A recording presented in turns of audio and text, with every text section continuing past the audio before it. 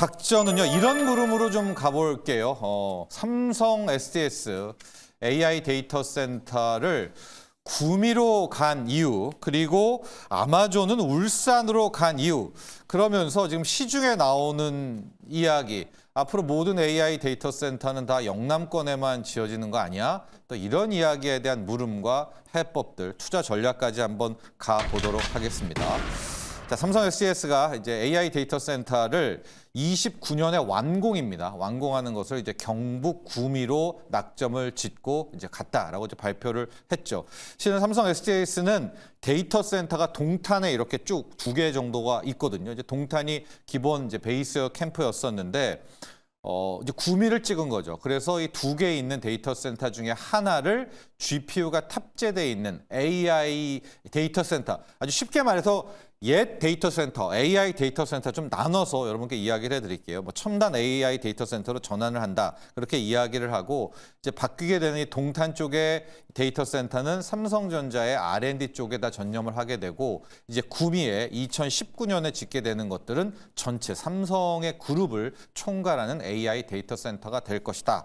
딱 이야기를 했는데 자, 구미라는 것도 포인트이지만 이런 얘기가 좀 돌고 있어요. 국내 AI 데이터 센터가 모두 영남권에만 건설되는 거 아니냐? 왜냐면은요, 아마존이요, 우리나라의 아마존 웹 서비스가 이제 SK그룹과 손잡고 들어온다는 거의 1기가와트 전력의 대단한 거죠. 이 정도면 AI 데이터 센터는 울산 미포산단입니다. 울산으로 낙점을 했지 않습니까? 그럼 아마존은 울산으로 또 들어오죠. 그런데 아마존이 굉장히 좀 서두르고 있는 게 이미 작년에 땅을 파고 착공을 했고요.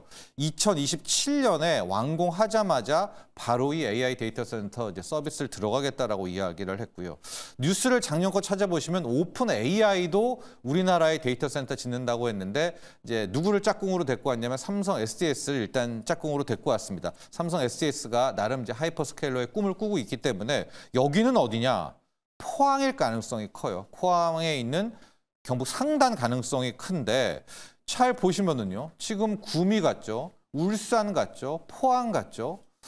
다 영남에 있는 거잖아요. 왜 호남이라든가 이쪽에는 없죠? 수도권에는 왜 없을까요?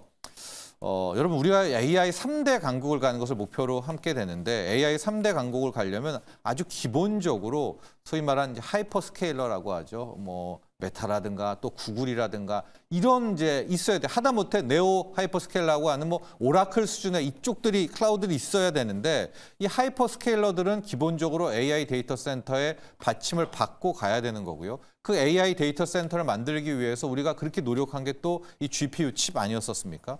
그런데 우리가 어쨌든 AI 3대 강국을 가려고 젠슨항 와서 깐부회동으로 해서 이제 26만 장을 확보를 했는데 그 확보만 하면 뭐합니까? AI 데이터 센터를 만들면 그걸 감당할 전력이 없다라는 겁니다. 그러면 왜 자꾸만 영남권으로 가게 되는가?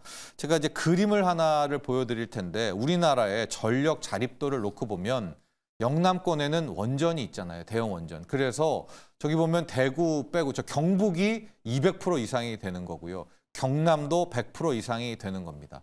그리고 전력 자립도에 이제 전남이 거의 200%죠. 저기에 신재생이 몰려있기 때문이 돼 있는 거고요. 충남도 이제 새만금 등도 저기 신재생이 몰려있잖아요. 200%가 되고 있는 이제 겁니다. 그리고 강원이 의외로 전력 자립도가 200%여서 이제 강원도에서는 계속해서 우리로 와야 된다. 우리가 AI 데이터 센터로 와야 된다라고 해야 이제 계속 이야기를 하는 게 이제 저쪽에 대한 주장이 있는 부분인데 현재 대거 영남권의 AI 데이터 센터가 가는 이유는 역시 이제 원전이 있기 때문에 이 전력 자립과 수급에 있어서 이제 가장 완전하다고 해서 이제 가게 되는 겁니다. 자, 우리가 보통 AI 데이터 센터는 기존의 데이터 센터와는 차원이 좀 다르죠. 그러니까 이제 GPU가 탑재되어 있는 AI 칩이 들어가 있는 이제 이 AI 데이터 센터는 기존 데이터 센터보다 전력이 2배, 3배 더 이제 소비가 됩니다. 보통 우리가 데이터 센터의 전력, 우리가 지금까지 줬던 게 한 0.6기가와트 정도라고 하면 이제 AI 데이터 센터라고 불리는 GPU 탑재는 많게는 2기가와트의 이제 전력이 필요한 그런 부분이 됩니다. 작년에 미국의 AI 데이터 센터 전력이 이제 약 한 23기가와트였었다라고 하는데 이게 오는 이제 5년 후 2030년이 되면 뭐 200기가와트다, 300기가와트다 이제 측정 불가라고 하는데요. 이 대목에서 약간 여러분들이 에게 테라와트 아니야? 이렇게 의문을 갖는데요. 이거는 전력과 전력 사용량이라는 비슷한 것 같지만 완전히 상반된 개념이죠. 이제 전력은 소위 말하는 뭐 능력을 보는 거고요. 사용량은 실제 이제 쓰는 부분인데 우리가 100기가와트의 전력이다라고 한다면 이거를 연간으로 100기가와트의 전력을 가진 데가 쓰는 거면은 한 870테라와트가 되는 아셨죠? 이 전력과 전력 사용량은 약간 다릅니다. 근데 우리가 필요한 건 전력을 갖춰야 그걸 돌려서 사용할 수 있는 거 아니겠습니까? 그래서 이제 전력 개념으로 따지게 되는데 그래서 우리가 이 전력이 부족하다 좀 얘기를 하는데요. 정부는 약간 다른 입장을 내놓고 있습니다. 우리나라의 전력은 거의 158기가와트, 160기가와트의 전력의 생산이 가능하기 때문에 뭐 AI 데이터 센터 앞으로 5년 내에 더 많이 짓는다고 해도 충분히 커버가 가능하다라고 이제 이야기는 합니다. 실질적으로 우리 현재 이제 리스트에 업돼 있는 2030년까지의 AI 데이터 센터의 전력은 한 9기가와트 정도이기 때문에 뭐 정부의 얘기가 틀린 것은 아닙니다.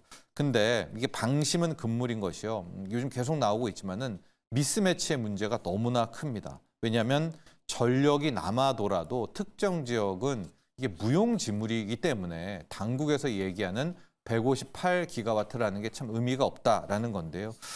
잘 아시죠? 예, 전력의 수요처는 이제 대부분이 수도권이 될 겁니다. 특히 AI 데이터 센터야 뭐 영남권으로 가서 원전 옆에서 안정적인 전력을 찾는다고 하더라도 용인 반도체 클러스터는 지금 답이 없습니다. 여기에 대한 전력은 그 누구도 해법을 내놓고 있지 못하는 건데 반면에 이제 신재생 전력 대부분은 호남, 앞서도 보셨지만 이제 전남 쪽에 다 몰려 있단 말입니다.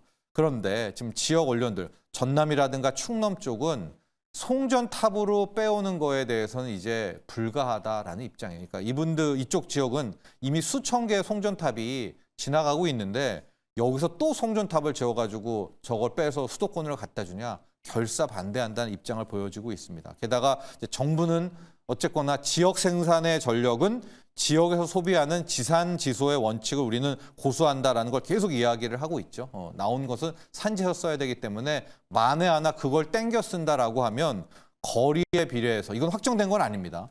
요금을 더 붙여주면서 소위 말한 전력 생산 쪽에 지자체에 혜택을 주겠다라는 겁니다. 근데 그러면 막대한 전력 요금을 어떻게 감내를 하겠습니까? 그렇기 때문에 지금 포항이든 울산이든 구미든 AI 데이터 센터는 다 영남 쪽에서 일단 짓고 있는데 반도체 클러스터 계속 나오잖아요. 저 전력은 어떻게 해법이 지금 없습니다. 그래서 이재명 정부가 이 전남 쪽에 있는 신재생을 해저로 끌어올려가지고 AI 고속도로로 뭐 수도권으로 빼온다 이제 이야기까지는 나오고 있거든요. 이제 이거를 올해 이제 첫 삽을 뜨게 되는 이 문제는 우리 모두가 좀 골머리를 앓고 풀어야 될 것 같은데 이걸 투자 아이디어로 저는 그래서 첫 번째 토픽은 일단 한국전력을 꼽을 수밖에 없습니다. 왜냐하면 이 AI 에너지 고속도로를 하는 컨트롤 타워도 실은 한전이 돼야 되는 건데 한국전력의 지금 문제는 뭐냐면 누적 적자가 40조, 총부채가 일단 205조예요.